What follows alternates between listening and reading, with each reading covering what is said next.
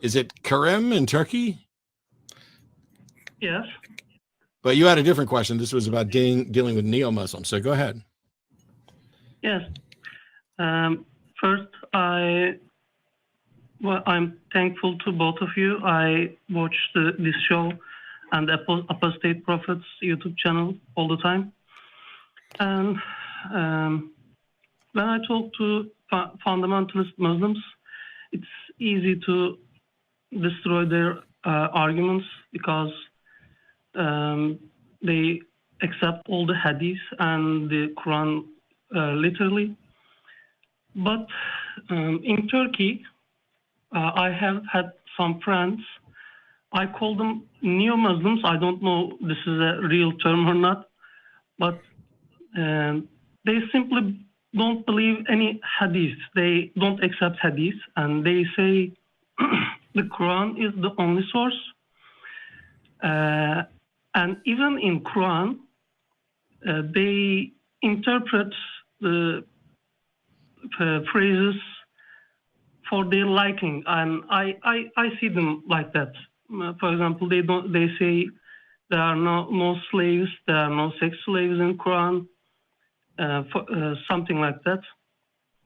And I wanted to ask Apostate Prophet about this. What are your thoughts about this?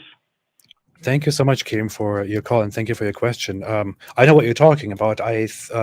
Turkey is a country, a society that is very much conflicted in between extreme religiosity and the secular West and a freer life. So people try to kind of distance themselves from the orthodox Islamic ideas and traditionalism and try to still hold on to Islam while adopting modern ideas. And they try to let go of hadiths. Hadiths, for those who don't know, are reports of and traditions about Muhammad and the things that he said and did, and about his companions.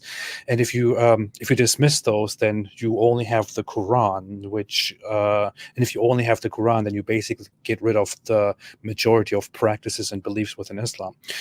I understand that people want to do that. The issue that I often bring up with people like that, Kerim, is aside from the fact that the vast majority of your Islamic history is based on secondary sources like the Quran and scholars.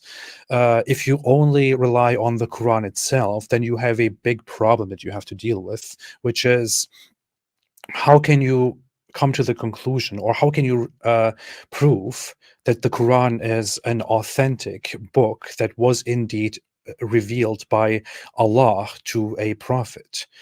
The issue is the Quran entirely relies on secondary reports which tell us that the Quran was compiled by people and turned into a book after Muhammad's death. Because in Muhammad's lifetime, he never turned it into a book. He merely recited things on the spot to people around him who made notes or memorized these Quran verses. And after his death, they came together and compiled these Quran verses on their own initiative and turned it into a book. We are not exactly sure about the contents of these verses, even if we look at the hadiths, by the way. But this is what the hadiths tell us. If you now throw all of these secondary sources, the hadiths, out of the window and only take the Quran, then there is no reason for you to believe or to accept that the Quran did indeed come from a divine source and was indeed spoken or recited by Muhammad and was indeed collected in the right way and noted in the right way by the people around him. So you essentially just have a book that somehow came to you and somehow was delivered by an Arabian empire a few centuries after Muhammad. That's all you have. You don't know how to trust this Quran. So this is the one major problem that you have if you go Quran only. Does that help? Thank you. Can I ask you another question related to this? If that's okay with the program, sure. Yeah. Go ahead. Yeah. Do you think this kind of thinking is those kind of people just trying to keep their belief in Islam, and they just can't accept, for example, the Aisha being 6 years old and the sex slaves and the prophet had sex slaves and slaves and the Bene Qurayza incident and all the things that we can't accept in modern days thinking, or do you think they just kind of keep their belief and reject, they don't want to believe? Yes, I mean, you know how we are all, when we are raised as Muslims, we are told that this is the absolute best thing. We cannot trust anything else. We cannot listen to critics and this and that. It's like it's a very strong form of indoctrination. I remember a conversation that I had with a friend in Turkey, with a girl, and I tried to. She asked me why I don't believe in Islam anymore, and I said. Or she said, "What do you find so bad about Islam?" That was the conversation, and I just brought the Quran and tried to show her something, a translation. I showed her the verse which clearly says that you can beat your wife, and she wouldn't believe that. She wanted to think this was a misrepresentation or a mistranslation. I tried to support that with hadith, and she outright told me, "No, I don't believe in the hadith. They tell me very bad things."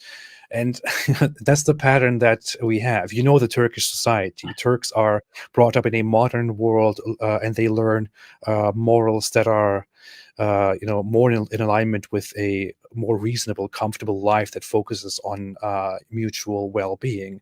If you look at the Islamic sources, you learn that Muhammad was a slave trader. He bought and sold slaves. He discouraged the freeing of slaves while encouraging the freeing of slaves also in exchange for sins. For example, he had sex slaves. He encouraged sex slaves. He had 11 wives, allowed 4 wives. He married a child when he was 55 years old and had sex with her when she was 9. All of these things are unacceptable for some Muslims who grow up with Islam, but who also cannot really reconcile their modern morals with these Islamic morals. So what the choice they have due to cognitive dissonance, should I accept this or that, is to throw the hadiths out and to just stick to the Quran. That's the best thing that they can do if they don't want to get rid of their Islamic beliefs entirely. So I mean, I guess we try. I guess we can understand them from that perspective. Thank you so much, and keep up the good work. Thank you so much, Kerim. We appreciate it.